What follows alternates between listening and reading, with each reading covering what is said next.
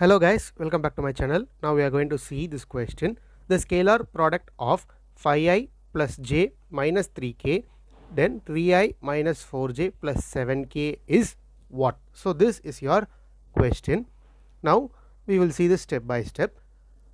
Now the 5i plus j minus 3k dot 3i minus 4j plus 7k is equal to, that is, can be written as 5i into 3i plus j into minus 4j plus minus 3k dot 7k, right? It's not into dot. 5i dot 3i plus j dot minus 4j plus minus 3k dot 7k. It's a dot product. Now the previous equation can be written as 5 cross 3 plus 1 cross, that is 5 into 3 plus 1 into minus 4 plus minus 3 into 7. Therefore 15 minus 4 minus 21 is equal to minus 10.